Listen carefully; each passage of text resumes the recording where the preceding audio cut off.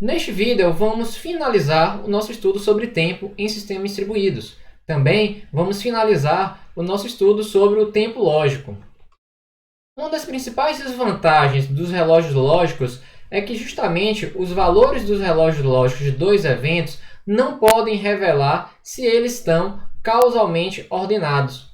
Por exemplo, se nós temos que o relógio lógico de um evento ele é inferior ao relógio lógico de um evento E', nós não podemos concluir que o evento E ocorreu antes do evento E' nos sistemas distribuídos.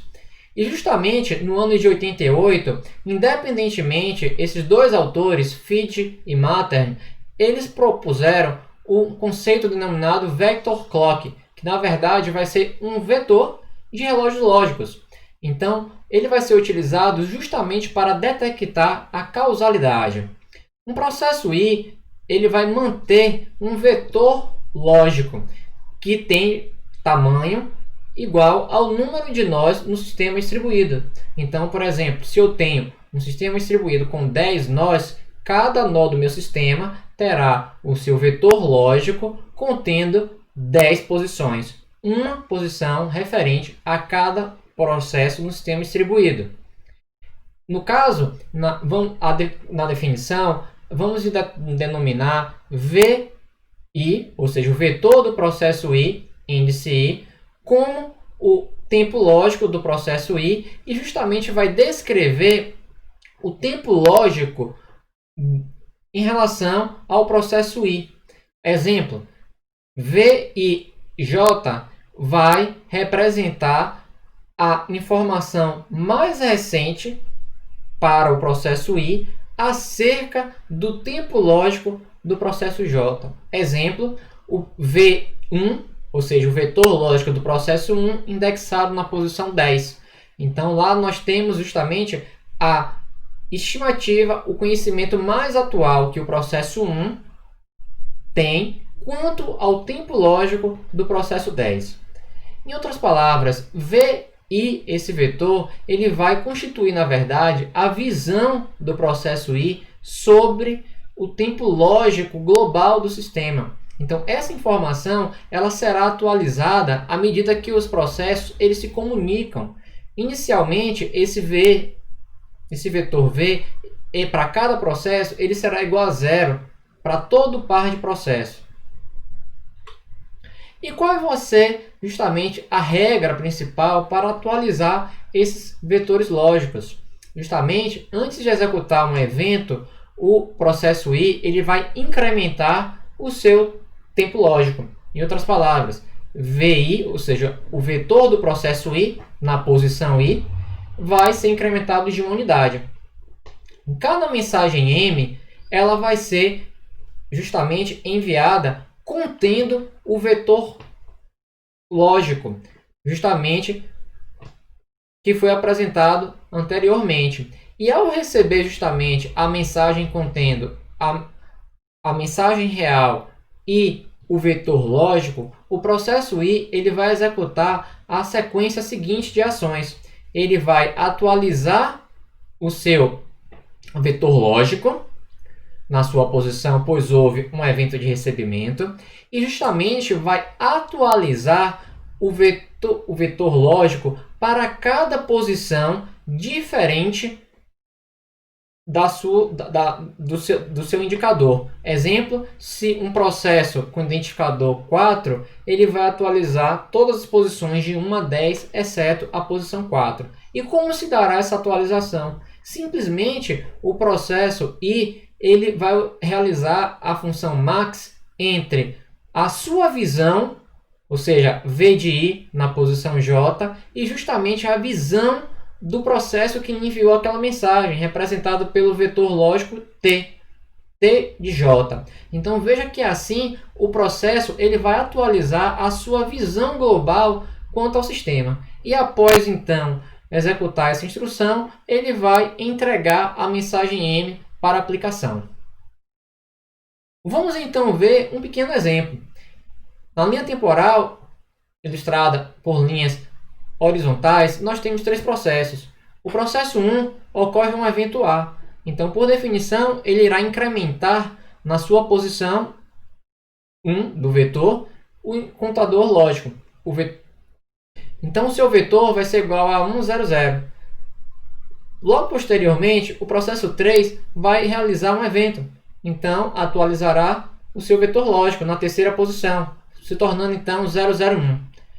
No caso do envio de uma mensagem pelo processo 1, justamente ele incrementará a sua posição 2 e justamente enviará aquele vetor lógico para o processo 2, que justamente vai realizar uma operação de recebimento, incrementando a sua posição, que o vetor estava 00 e ao receber a mensagem se tornará 010, pois o 1 é referente ao recebimento da mensagem.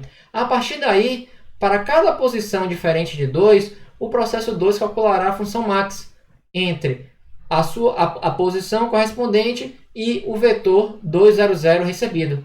Então, na primeira posição, o máximo entre 2 e 0 é 2. Veja que assim o processo 2 vai atualizar a sua visão quanto ao relógio lógico do sistema. Na posição 3, o máximo entre 0 e 0 é 0. No evento D, ocorre um evento interno, atualiza-se então a segunda posição do vetor, de 1 vai para 2. E então ocorre um envio de mensagem, que justamente vai ser enviado junto com a mensagem M2, o vetor lógico 220. O que ocorre então é que o processo 3, que até então estava alheio quanto a essas comunicações, vai justamente atualizar a sua visão quanto ao estado do sistema. Então, na primeira posição, o máximo entre 0 e 2 é 2. Então, o processo 3 consegue obter uma informação mais atualizada quanto ao estado do relógio lógico do processo 1. Como também o máximo na segunda posição entre 2 e 0 é 2. Então, mais uma vez, o processo 3 vai atualizar a sua informação quanto à visão, a situação, o estado do relógio lógico do processo 2. Então, de uma forma muito elegante, o mecanismo de vetor lógico consegue resolver algumas deficiências da proposta original de Laporte. Então, seja V de E o timestamp do vetor aplicado pelo processo quando justamente um evento E ocorre. Então, nesse contexto de vetor lógico, justamente dois eventos A e B eles serão causalmente relacionados. Em outras palavras, V de A menor do que V de B, se e somente se V de A posição I for menor ou igual a V de B posição I para todos os processos, ou todas as posições I, e exista um índice J, um processo J, tal que V de A posição J seja inferior, estritamente menor, do que V de B posição J. Então, em outras palavras, eles vão ser causalmente relacionados se houver uma posição que justamente difira, certo? E se nem V de A for menor do que V de B e nem V de B for menor do que V de A, então vamos dizer que esses dois eventos A e B eles são concorrentes. E nós temos que A implica em B, ou seja, A aconteceu antes de B, se e somente se V de A for justamente menor do que V de B, com base naquela definição vista neste mesmo slide. Em outras palavras, vai existir uma posição J, que justamente V de A posição J é estritamente menor do que V de B posição J.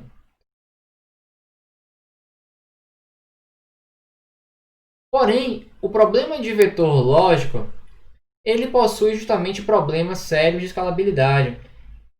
Em primeiro lugar, a adição de um processo, suponha que eu tenha um sistema distribuído com 10 processos e eu quero adicionar mais 5 processos, justamente vai requerer a reorganização do espaço de estado justamente em todo o sistema distribuído. Cada sistema distribuído teria que ampliar justamente o tamanho desse vetor. E além disso, há um grande problema quanto ao consumo da largura de banda, pois a cada envio de mensagem, esse vetor de tamanho n terá de ser enviado. Então, para um cenário onde n é extremamente pequeno, por exemplo, 10 nós, e essa rede está concentrada geograficamente, talvez não seja algo proibitivo, mas suponhamos uma rede de centenas ou milhares de nós espalhados geograficamente. Então, esse custo de transmitir um vetor de tamanho centenas ou milhares começa a ser proibitivo para algumas aplicações. Muito obrigado.